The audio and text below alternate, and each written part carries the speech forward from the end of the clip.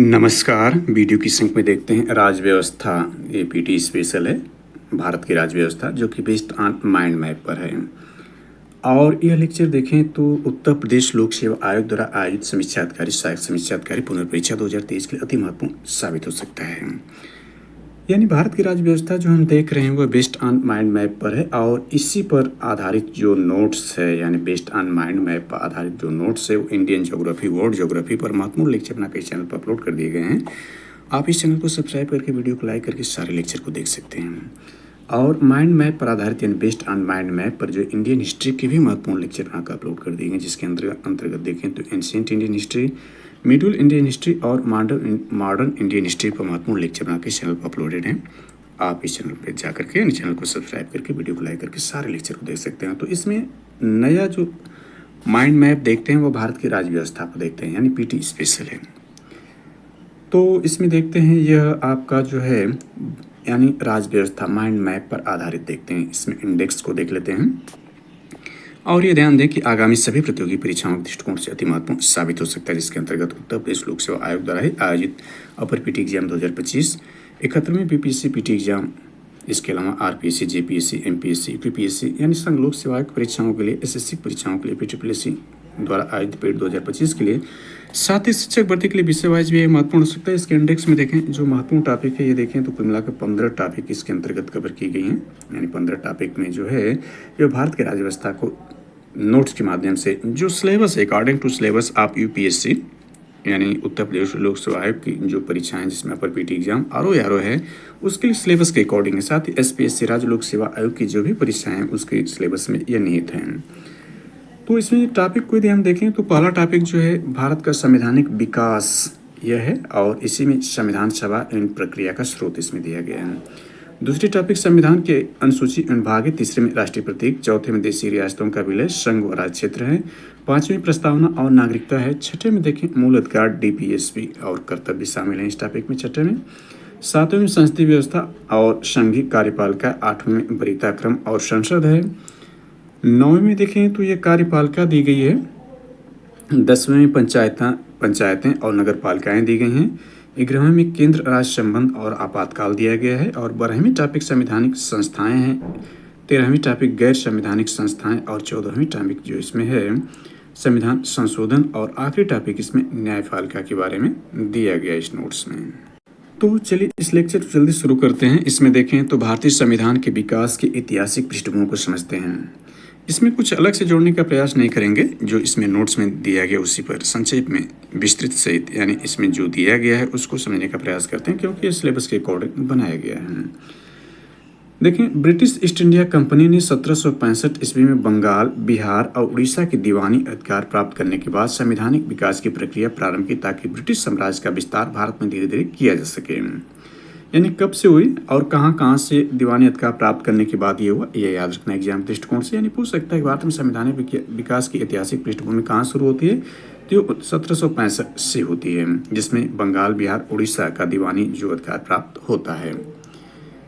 इसके बाद देखें तो यह कंपनी के शासन के अधीन संवैधानिक विकास यानी 1773 से 1858 तक, और सम्राट के शासन के अधीन संवैधानिक विकास जो होता है वो 1858 से 1947 तक यानी भारत की आज़ादी तक होता है। यानी 1857 के महान क्रांति से लेकर के यानी 1857 की महान क्रांति के बाद जो 1858 में अधिनियम आता है वहाँ से लेकर भारत की आज़ादी तक जो सम्राट के शासन के अधीन संवैधानिक विकास होता है।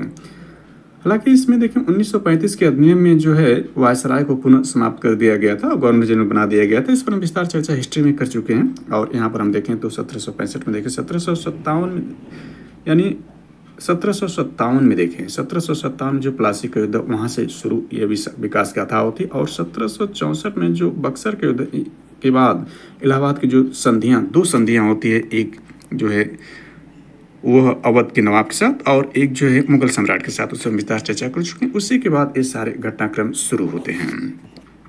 और इसमें 1773 रेगुलेटिंग एक्ट आता है, ये जो कि वारेन हेस्टिंग्स होता है। इसमें हमने देख लिया था कि सबसे पहले जो बंगाल का गवर्नर बना था वो आपका लॉर्ड क्लाइव बनाया गया था, 2 बार बनाया गया था, और बंगाल के गवर्नर बनने वाले में 6 लोग शामिल थे। उसी के बाद जो है ये छठवां जो था ये वारेन हेस्टिंग्स बनता है और इसी समय रेगुलेटिंग एक्ट आता है। तो इस पर हम विस्तार ज़्यादा ना करते हुए सीधे चलते हैं इस टॉपिक पर। हालांकि इसकी भूमिका या बैकग्राउंड को थोड़ा सा समझने का प्रयास किया, हालांकि हिस्ट्री वाले पार्ट में हम विस्तार समझ चुके हैं। तो यहाँ ध्यान दें, कंपनी का शासन के अंतर्गत प्रमुख एक्ट को देख लेते हैं। यानी कंपनी का जब शासन था इसके अंतर्गत प्रमुख एक्ट कौन कौन से थे। इसमें सबसे पहला 1773 का रेगुलेटरी एक्ट आता है, यानी विनियामक एक्ट आता है या अधिनियम आता है। 1773 का रेगुलेटरी एक्ट है। इसके बाद इसमें जो कमियां थे उसको सुधार करने के लिए ये आता है एक्ट ऑफ सेटलमेंट 1781 का। फिर इसमें सुधार करने के लिए जो आता है 1784 का पिट्स इंडिया एक्ट आता है। उस दौरान जो ब्रिटेन का प्रधानमंत्री पिट्स था इसलिए एक्ट का नाम पड़ा था। इसके बाद 1786 का अधिनियम आता है और इसके बाद 1793 का चार्टर एक्ट है। चार्टर का मतलब आदेश पत्र होता है। इसके बाद 1813 का चार्टर एक्ट आता है, यानी इसके 20 साल बाद। ये सारे 20 साल बाद है, लेकिन इसमें सुधार की प्रक्रिया जारी रहती है। यानी यहाँ पर देखें तो इसके बाद रेगुलेटरी एक्ट के बाद ये 20 साल होता है 93, बीच में ये 3 जो है इसके करेक्शन या सुधार के रूप में ये सब लाए जाते हैं। इसके बाद यहाँ से पुनः 20 साल देखें तो 1813 का चार्टर एक्ट आता है, आदेश पत्र आता है। इसके बाद 1833 का चार्टर एक्ट इससे 20 साल बाद आता है। फिर इसके बाद 20 साल बाद जो है ये 1853 का चार्टर एक्ट आता है। तो ये सारे कंपनी का शासन के अंतर्गत एक्ट आते हैं। अब इन सारे जो हैं पहले यहाँ पर देख लेते हैं ताज के शासन के अधीन जो एक्ट आते हैं, इसको भी देखकर फिर हम सारे यानी जो एक्ट हैं उसको बारी बारी से चर्चा करेंगे। तो इसमें ताज का शासन देखें तो 1858 का भारत शासन अधिनियम, 1858 का भारत शासन अधिनियम ये जो आता है ताज के शासन के अंतर्गत आता है। इसके बाद 3 जो है भारत परिषद अधिनियम आते हैं 1861 का, 1892 का, 1809 का। ये भारत परिषद अधिनियम ताज के शासन के अंतर्गत आते हैं। इसके बाद भारत शासन अधिनियम 1919 का आता है। इसके बाद भारत शासन अधिनियम 1935 और आखिर में भारतीय स्वतंत्रता अधिनियम 1947 का आता है। ये ताज के शासन के अंतर्गत, इस पर हम विस्तार से बारी बारी चर्चा करेंगे। चलिए पहले को देखते हैं। यानी इसमें कंपनी के शासन, कंपनी के अधीन कंपनी का शासन के अंतर्गत प्रमुख जो एक्ट आए थे उसको बारी बारी से देखते हैं। तो इसमें सबसे पहला जो है वो 1773 का रेगुलेटरी एक्ट आता है। इसके तहत देखें तो भारत के संवैधानिक विकास में पहला मील का पत्थर है, यानी पिलर ऑफ माइल्स जो है यह फर्स्ट भारत के संवैधानिक विकास के अंतर्गत। उद्देश्य इसका देखें तो कंपनी में व्याप्त कुप्रशासन एवं भ्रष्टाचार को दूर करना था। यानी इसका उद्देश्य क्या था, कंपनी में व्याप्त जो कुप्रशासन आ गया था और भ्रष्टाचार इसको दूर करना था। इसके माध्यम से ब्रिटिश संसद ने पहली बार भारत के मामलों में हस्तक्षेप किया।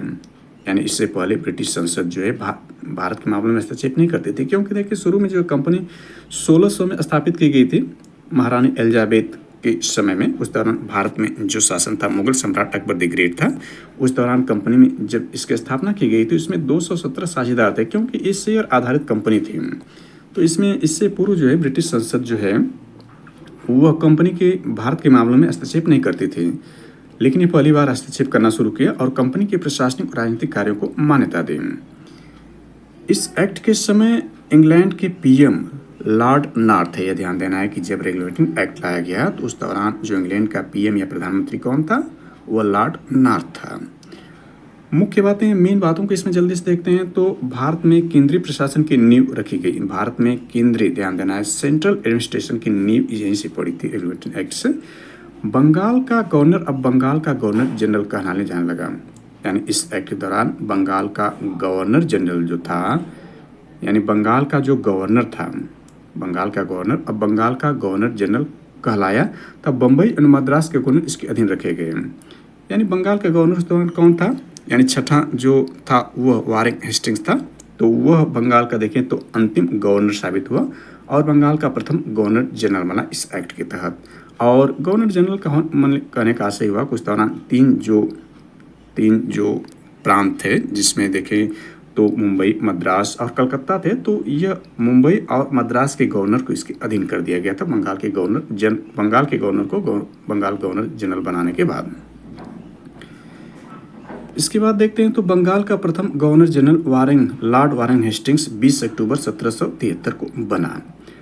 कलकत्ता में 1774 में एक उच्च न्यायालय की स्थापना है, सुप्रीम कोर्ट की स्थापना की गई। 1774 याद रखना, 1774 में कलकत्ता में उच्चतम न्यायालय सुप्रीम कोर्ट की स्थापना। एक मुख्य न्यायाधीश, इसमें एक मुख्य न्यायाधीश और 3 अन्य न्यायाधीश थे। यानी इसमें एक चीफ जस्टिस था और 3 इसमें जो है जस्टिस थे। मुख्य न्यायाधीश यानी मुख्य जज कौन था, ये पूछता है अक्सर एग्जाम में। तो सर एलिजा एमपी था और 3 अन्य जज इसमें जज, चैम्बर, लेमेस्टर और हाइट थे। वेरी वेरी इंपॉर्टेंट है पीटी एग्जाम दृष्टिकोण से। इससे बंगाल, बिहार और उड़ीसा प्रांतों सहित सभी ब्रिटिश विषयों पर सर्वोच्च न्यायपालिका का दर्जा दिया गया। यानी जो यहाँ पर देखें कलकत्ता में जो सर्वोच्च न्यायालय की स्थापना किया गया, इसको क्या किया गया, बंगाल, बिहार और उड़ीसा प्रांतों सहित सभी ब्रिटिश विषयों पर सर्वोच्च न्यायपालिका का दर्जा दिया गया। इसको ऊपर जो बात कही गई है। कंपनी के कर्मचारियों पर निजी व्यापार करने के अलावा भारतीयों से उपहार एवं रिश्वत लेने पर बैन लगा दिया, यानी प्रतिबंध लगा दिया गया। यानी कहने का आशय कंपनी के जो कर्मचारी थे वो निजी व्यापार यानी प्राइवेट ट्रेड तो कर सकते थे, इसके यानी कंपनी कर्मचारियों को निजी व्यापार करने के अलावा भारतीयों से उपहार एवं रिश्वत लेने पर बैन लगा दिया गया। यानी भारत से वरना रिश्वत यानी घूस नहीं ले सकते थे और जो है उपहार नहीं ले सकते थे, यानी उनसे नजराना नहीं ले सकते, लेकिन निजी व्यापार कर सकते थे। बोर्ड ऑफ डायरेक्टर्स के जरिए कंपनी पर ब्रिटिश सरकार का सशक्त नियंत्रण लागू हो गया। यानी इसमें बोर्ड ऑफ डायरेक्टर्स बनाया गया जिसके जरिए कंपनी पर ब्रिटिश सरकार का सशक्त नियंत्रण हो गया। इसके बाद इसमें देखें तो कंपनी के लिए राजस्व, यानी कंपनी के लिए जो राजस्व है, नागरिक और सैन्य मामलों की जानकारी ब्रिटिश सरकार को देना अनिवार्य कर दिया गया। यानी इसमें 1773 के रेगुलेटरी एक्ट के तहत देखें तो इसमें राजस्व यानी फाइनेंस यानी नागरिक सिटीजन और सैन्य मामले यानी डिफेंस का जो जानकारी थी, इसकी जानकारी ब्रिटिश सरकार को देना अनिवार्य कर दिया गया कंपनी के लिए। इसके बाद देखें बंगाल। इसके बाद इसमें देखा जा सकता है बंगाल के गवर्नर जनरल की सहायता हेतु, यानी बंगाल के गवर्नर जनरल जो प्रथम गवर्नर जनरल वारेन हेस्टिंग्स बनाया गया हेतु 4 सदस्यीय कार्यकारी परिषद का गठन किया गया। इसमें 4 सदस्यीय कार्यकारी परिषद यानी एग्जीक्यूटिव बोर्ड का गठन किया गया। इसके सदस्य कौन बनाए गए थे, वेरी वेरी इंपॉर्टेंट है। इसमें जॉन क्लेवरिंग बनाया गया सदस्य यानी मेंबर के रूप में, जॉर्ज मोशन को बनाया गया, रिचर्ड वारवेल को बनाया गया और फिलिप फ्रांसिस को जो है इसमें मेंबर बनाया गया। ये 4 मेंबर रहे किसकी सहायता के लिए, गवर्नर जनरल की सहायता के लिए। परिषद में गवर्नर जनरल को नियम, ध्यान देना है कि परिषद यानी इस परिषद में कार्यकारिणी परिषद में एग्जीक्यूटिव जो बोर्ड बनाया गया, इस परिषद में गवर्नर जनरल को नियम, अध्यादेश और विनिमय बनाने की शक्ति थी। यानी 3 शक्तियां, नियम और रूल्स बना सकता था, ऑर्डिनेंस ला सकता था और विनिमय बनाने की शक्ति जो परिषद में गवर्नर जनरल के ही पास थे। यानी इसमें कोई रोक टोक के सदस्य नहीं लगा सकते थे, ये एकाधिकार इसमें था गवर्नर जनरल को इन 3 मामलों पर, नियम पर, अध्यादेश और विनिमय की शक्ति। इस अधिनियम के अंतर्गत पहली बार बम्बई, यानी इस अधिनियम के अंतर्गत पहली बार, ध्यान देना पहली बार बम्बई यानी आज की मुंबई था मद्रास के संदर्भ में राजनीतिक अधिकार प्रदान किए गए।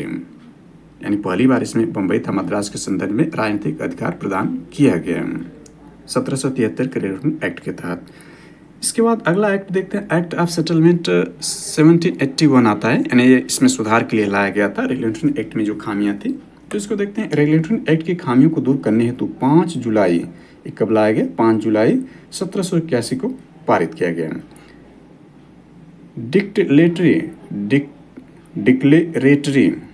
डिक्लेरेटरी एक्ट यानी इसका इंग्लिश नाम है, या अमेंडमेंट एक्ट ऑफ 1781 नाम से भी प्रचलित है। यानी ये भी कभी कभार पूछ देगा नाम देकर, या ये भी पूछेगा, तो इसका मतलब एक्ट ऑफ सेटलमेंट 1781 को ही आपको समझना है।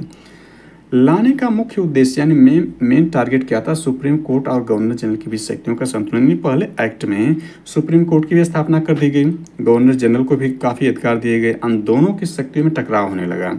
अब इनकी भी शक्तियों का संतुलन यानी बंटवारा करने के लिए एक्ट लाया गया था, सुधार के रूप में इस एक्ट को लाया गया था। इस एक्ट की मुख्य बातों को देखें तो कलकत्ता की सरकार अब बंगाल के साथ बिहार, उड़ीसा हेतु विधि बना सकती थी। यानी कलकत्ता में जो गवर्नमेंट थी वह बंगाल के अलावा देखें तो बिहार और उड़ीसा हेतु विधि बना सकती थी। इसमें देखें तो सुप्रीम कोर्ट की शक्तियों में कमी हुई, यानी इसके तहत सुप्रीम कोर्ट की शक्तियों में कमी कर दी गई। इससे पहले सुप्रीम कोर्ट की शक्तियों में काफ़ी वृद्धि थी, यानी काफ़ी ज़्यादा जो पावरफुल सुप्रीम कोर्ट हो गया था, तो उसकी शक्तियों में कमी कर दी गई। कंपनी के सेवक, याद रखना, कंपनी के सेवक, गवर्नर जनरल, काउंसिल अपने कार्य करने के दौरान कार्यवाहियों हेतु सुप्रीम कोर्ट के क्षेत्राधिकार से बाहर हो गए। यानी कंपनी के जो सेवक थे यानी सर्वेंट ऑफ कंपनी और गवर्नर जनरल जो था, इसके अलावा काउंसिल अपने कार्य कर, यानी काउंसिल जो बोर्ड बनाया गया था 4 सदस्य, अपने कार्य के दौरान यानी जो कार्य करा उसके दौरान कार्रवाई तो सुप्रीम कोर्ट के क्षेत्राधिकार से बाहर कर दिए गए थे, यानी सुप्रीम कोर्ट का उन पर कोई भी शक्ति या नियम नहीं लागू किया जा सकता था। राजस्व एवं राजस्व वसूली संबंधी मामले भी कोर्ट के क्षेत्राधिकार में नहीं रहे, यानी राजस्व और राजस्व वसूलने वाले मामले भी सुप्रीम कोर्ट के क्षेत्राधिकार से बाहर कर दिए गए, यानी इन पर इन्हीं का नियंत्रण रहा, कंपनी के सेवक, गवर्नर जनरल, काउंसिल इत्यादि का। अदालत का भौगोलिक अधिकार केवल कलकत्ता तक सीमित हो गया, यानी जो सुप्रीम कोर्ट था उसका भौगोलिक अधिकार यानी ज्योग्राफिकल अधिकार, यानी भौगोलिक रूप से देखें तो हालांकि हिस्ट्रिकल या फिर हम कह सकते हैं और भी आधार हो सकते हैं, यानी उसका बेस देखें कि वह जो उसका अधिकार था यानी उसका सीमित कर दिया गया। अदालत का भौगोलिक अधिकार केवल कलकत्ता तक सीमित कर दिया, लिमिटेड कर दिया गया, वो कलकत्ता तक सीमित हो गया भौगोलिक आधार के रूप में। हालांकि इसके जो कार्रवाई थी, उसका प्रभाव था वो अन्य पर पड़ सकता था, लेकिन इसके अधिकार सीमित कर दिए गए, कलकत्ता तक सीमित कर दिया गया। यह अधिनियम भारत में अधिकार क्षेत्र को परिभाषित करके, यानी यह अधिनियम जो था भारत में अधिकार क्षेत्र को परिभाषित करके कार्यपालिकाओं को न्यायपालिका से अलग करने का पहला प्रयास था। यानी ध्यान देना है कि अभी रेगुलेटिंग एक्ट 1773 में क्या था, उसमें कार्यपालिका और न्यायपालिका जो थे काफ़ी शक्तियाँ दे दी गई थी, दोनों में जो टकराव उत्पन्न होता है शक्तियों के कारण। और इसमें जो उसी के बाद सुधार जो सेटलमेंट एक्ट आता है 1781 का, तो इसके अंतर्गत ये प्रावधान होता है कि ये पहली बार देखें, यह अधिनियम भारत में अधिकार क्षेत्र को परिभाषित करके कार्यपालिका को न्यायपालिका से अलग करने का पहला प्रयास था। ये पहला प्रयास था, याद रखना, कार्यपालिका से न्यायपालिका से अलग करने का पहला प्रयास इसी में था। चलिए अगला देखते हैं। तो 1784 का पिट्स इंडिया एक्ट आता है। मुख्य बातें इसमें शामिल करने से पहले ये देख लें, ब्रिटिश पीएम, उस दौरान ब्रिटिश पीएम क्या था, उसी के नाम पर ये पड़ा था, ब्रिटिश पीएम विलियम पिट, यानी कौन था जो ब्रिटिश प्रधानमंत्री, ये विलियम पिट था, इसलिए पिट्स इंडिया एक्ट आया है, के नाम पर रेगुलेटरी एक्ट की कमियों को दूर करने और कंपनी के भारतीय क्षेत्रों के प्रशासन को कुशल और जिम्मेदार बनाने में लाया गया था। याद रखना है कि ये भी जो एक सुधार एक्ट ही था, क्योंकि रेगुलेटरी एक्ट में अभी भी कमियां थीं, उसको दूर करने के लिए 1784 का पिट्स इंडिया एक्ट लाया था। क्योंकि देखें तो 1773 का जो रेगुलेटरी एक्ट आया था, उस दौरान पीएम कौन था, वो दूसरा था, यानी हम देख सकते हैं उस दौरान पीएम ए था, लॉर्ड नॉर्थ था, और इस दौरान आ गया था आपका पिट्स, जो वहाँ का पीएम हो गया था। तो यह जो है उसकी कमियों को दूर करने के लिए इस एक्ट को लाया। इसमें देखें दोहरे प्रशासन का प्रारंभ, इसमें दोहरा प्रशासन, याद रखना है कि दोहरे प्रशासन शुरुआत यहीं से हो जाती है, पिट्स इंडिया एक्ट से ही शुरू होती है। 1784 के पिट्स इंडिया एक्ट से ही दोहरे प्रशासन की शुरुआत हो जाती है। वेरी वेरी इंपॉर्टेंट है एग्जाम दृष्टिकोण से। इसमें पहला क्या होता है, बोर्ड ऑफ डायरेक्टर्स होता है, दूसरा बोर्ड ऑफ कंट्रोलर होता है। पहले में क्या होता है, केवल बोर्ड ऑफ डायरेक्टर होता है, इसके पास काफ़ी शक्तियाँ होती हैं। यानी 1773 का रेगुलेटरी एक्ट में हमने देखा था कि बोर्ड ऑफ डायरेक्टर के पास जो है, इस बोर्ड ऑफ डायरेक्टर की कंपनी ब्रिटिश सरकार का सशक्त नियंत्रण कर दिया गया था। लेकिन इसमें सुधार करने के लिए क्या किया गया था, इसको देख सकते हैं कि बोर्ड ऑफ डायरेक्टर के साथ साथ बोर्ड ऑफ कंट्रोलर ला दिया गया। राजनीतिक मामला, ये राजनीतिक पॉलिटिकल मामला देखता था। बोर्ड ऑफ डायरेक्टर क्या देखता था, व्यापारिक मामलों के लिए, ये जो था व्यापार यानी ट्रेड से संबंधित मामलों को देखता था। कुल सदस्य इसमें 6 थे, कुल सदस्य 6 थे। कोरम के लिए 3 सदस्य भी हो सकते थे, कार्रवाई यदि शुरू करना है तो इसमें 3 सदस्य रहेंगे तभी कार्रवाई की जा सकती है, यानी आधा 50%। बोर्ड ऑफ डायरेक्टर्स में भारत मंत्री, याद रखना, बोर्ड ऑफ डायरेक्टर में भारत मंत्री यानी इंडियन मिनिस्टर उस दौरान का, वित्त मंत्री, फाइनेंस मिनिस्टर और 4 प्रिवी काउंसिलर शामिल थे। यानी बोर्ड ऑफ डायरेक्टर में क्या था, एक भारत का मंत्री होता था, एक वित्त मंत्री होता था और 4 प्रिवी काउंसिलर शामिल होते थे। कंपनी के पास व्यापार का अधिकार और अपने स्वयं के अधिकारियों की नियुक्ति और बर्खास्ती का अधिकार बना रहा। यानी कंपनी जो थी उसके पास क्या था, व्यापार का अधिकार तो था ही, साथ ही अपने स्वयं के अधिकारियों की नियुक्ति और बर्खास्ती का अधिकार बना रहा। महत्वपूर्ण मामलों पर गवर्नर जनरल परिषद के निर्णय को रद्द कर सकता था। यानी ध्यान देना कि जो महत्वपूर्ण निर्णय थे उसमें गवर्नर जनरल जो परिषद में 4 सदस्य थे उसके निर्णय को रद्द कर सकता था। परिषद में 4 सदस्य इसकी गवर्नर जनरल की सहायता के लिए बनाया गया था, इसको हमने देख लिया था, वो 1773 के एक्ट में ही वो शामिल था। यानी यहाँ देख सकते हैं कि यहाँ पर जो है गवर्नर जनरल, यहाँ का ये आपका रहा, गवर्नर जनरल की सहायता है तो 4 सदस्यीय कार्यकारी परिषद के गठन का, इसमें सदस्य ये 4 थे। तो यदि ये आपका जो है कोई निर्णय बना दिए तो इनको जो है यह गवर्नर जनरल जो रद्द कर सकता था इनके निर्णय को इस एक्ट में। इससे पहले ये रद्द करने की बात नहीं थी उसको, बल्कि अधिकार बांट दिया गया था।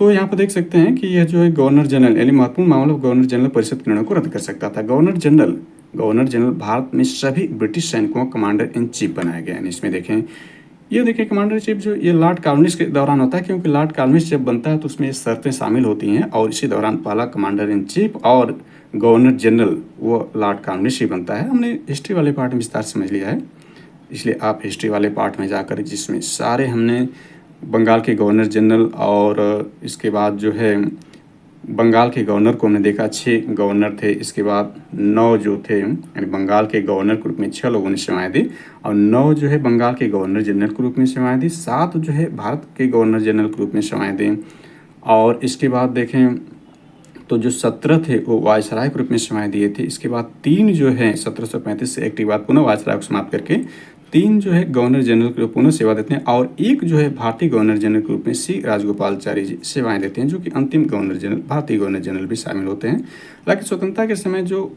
स्वतंत्रता के पहले जस्ट स्वतंत्रता से पहले और स्वतंत्रता के बाद लॉर्ड माउंटबेटन गवर्नर जनरल होता है और उसके बाद जो होता है भारतीय गवर्नर जनरल सी राजगोपालाचारी जाते हैं। इस मैंने विस्तार से चर्चा कर लिया है, इसलिए आप उस लेक्चर में वहाँ पर जाकर विस्तार से समझ सकते हैं, देख सकते हैं। तो गवर्नर जनरल में सभी ब्रिटिश सैनिकों का कमांडर यानी गवर्नर जनरल भारत में सभी ब्रिटिश सैनिकों का कमांडर चीफ बनाया गया और पहला कौन था? लॉर्ड कॉर्नवालिस था। ब्रिटिश सरकार को कंपनी के मामलों और उसके प्रशासन पर सर्वोच्च नियंत्रण यानी ब्रिटिश सरकार को कंपनी के मामलों और उसके प्रशासन पर सर्वोच्च नियंत्रण मिला। हालांकि कंपनी के व्यापार में हस्तक्षेप की नीति जारी रही, यानी कंपनी के व्यापार में हस्तक्षेप की नीति ये रही। ब्रिटिश सरकार कंपनी के व्यापार में जो है हस्तक्षेप नहीं करती थी, लेकिन कंपनी के मामलों और उसके प्रशासन पर सर्वोच्च नियंत्रण या कंट्रोल कर लिया ब्रिटिश सरकार ने इस एक्ट द्वारा, पिट्स एक्ट द्वारा।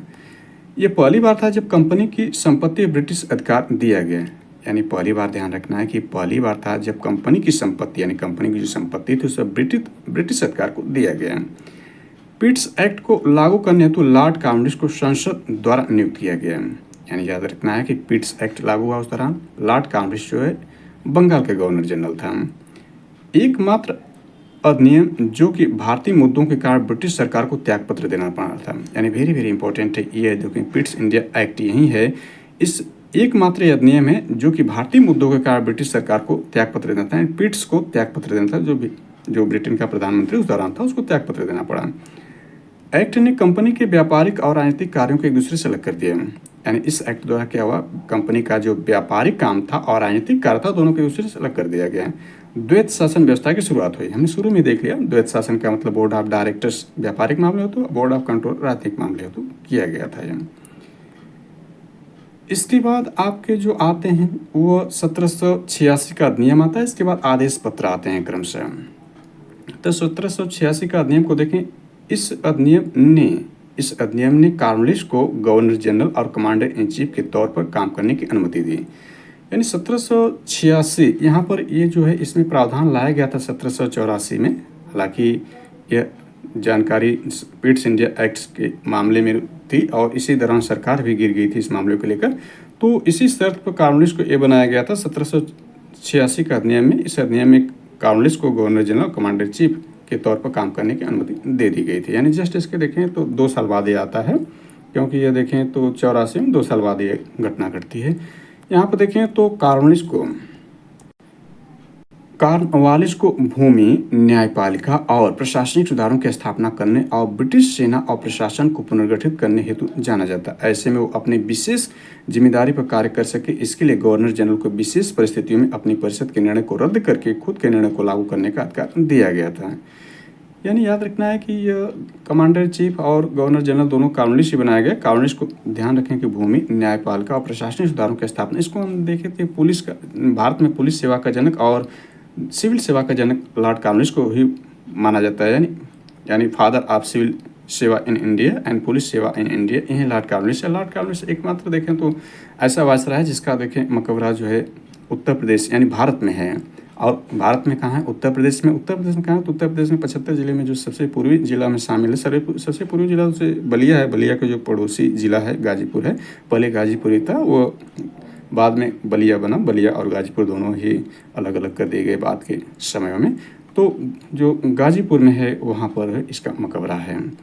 तो यह देखें भूमि, इसी समय देखें तो वह अस्थाई बंदोबस्त आता है जिसमें विस्तार से चर्चा कर लिया था, जो कि वह देख सकते हैं जो लॉर्ड कॉर्नवालिस था उसने सर्वप्रथम पंचवर्षीय बंदोबस्त, एक वर्षीय बंदोबस्त, उसी को जो अस्थाई बंदोबस्त इसने कर दिया था लॉर्ड कॉर्नवालिस ने। तो इसमें भूमि सुधार के अंतर्गत प्रशासनिक सुधार की स्थापना है तो और ब्रिटिश सेना और प्रशासन पुनर्गठन करने जाना जाता है, ऐसे में वो अपनी विशेष जिम्मेदारी कार्य कर सके। इसके लिए गवर्नर जनरल को विशेष परिस्थितियों में परिषद के निर्णय को रद्द करके खुद के निर्णय को लागू करने का अधिकार दिया गया था इसके द्वारा। इसके बाद आदेश पत्र आते हैं, यानी 20 साल, यानी ये सारे घटनाक्रम जो होते हैं रेगुलेमेंट एक्ट में जो खामियां थे उसी के तहत ये सारे लाए जाते हैं। इसके बाद आदेश पत्र आता है 20 साल बाद 1793 का। इसको देख सकते हैं यहाँ पर, ये इसमें जानकारी है कि 1793 में कंपनी के वाणिज्यिक विशेषाधिकार को अगले 20 वर्षों यानी 1793 से 1813 तक के लिए बढ़ा दिया गया है।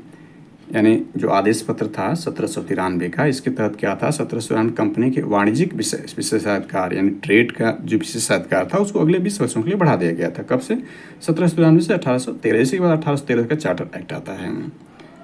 इसके तहत देखें तो इस एक्ट के तहत बंगाल के गवर्नर जनरल यानी कॉर्नवालिस द्वारा काउंसिल के निर्णयों के ऊपर अधिशासी शक्ति के प्रावधान को भविष्य के सभी गवर्नर जनरलों के साथ साथ प्रेसिडेंसी गवर्नर जनरल तक विस्तारित कर दिया गया है। इसमें क्या था, सभी सदस्यों एवं कर्मचारियों का भुगतान भारतीय राजस्व से दिया जाना तय हुआ। यानी इसी के द्वारा जो चार्टर एक्ट, पहला जो चार्टर एक्ट है 1793, इसी के द्वारा देखें तो सभी सदस्यों यानी सभी जो मेंबर थे या कर्मचारी थे उसमें उनका भुगतान जो था, पेमेंट था भारतीय राजस्व में भारतीय मुद्रा से दिया जाना तय हुआ था। इसमें यह व्यवस्था 1919 तक जारी रही। यानी 1919 का जो एक्ट था भारत शासन अधिनियम, जिसमें द्वैत शासन लाया गया था, प्रांतों में द्वैत शासन लाया गया था। इसके बाद जो 1935 में जो है प्रांतों को समाप्त करके केंद्र में द्वैत शासन व्यवस्था लाई गई। आगे हम इसको देखेंगे। तो बंगाल गवर्नर जनरल को, यानी बंगाल के गवर्नर जनरल को बॉम्बे एवं मद्रास की सरकारों पर अधिक नियंत्रणकारी शक्ति इसी एक्ट के द्वारा दिया गया चार्टर एक्ट था। कमांडर इन चीफ अब गवर्नर जनरल काउंसिल का सदस्य नहीं रहा। यानी ध्यान देना है कि जो कमांडर इन चीफ था उसे गवर्नर जनरल काउंसिल का सदस्य इससे हटा दिया गया, यानी गवर्नर जनरल काउंसिल का सदस्य नहीं था, इससे पूर्व था। तो 1773 के चार्टर एक्ट द्वारा जो है कमांडर इन चीफ को गवर्नर जनरल काउंसिल के सदस्य के रूप में हटा दिया गया। इसके बाद 1813 का एक्ट आता है, यानी चार्टर एक्ट यानी आदेश पत्र आता है। पहले चार्टर एक्ट के 20 साल बाद ही चार्टर एक्ट आता है।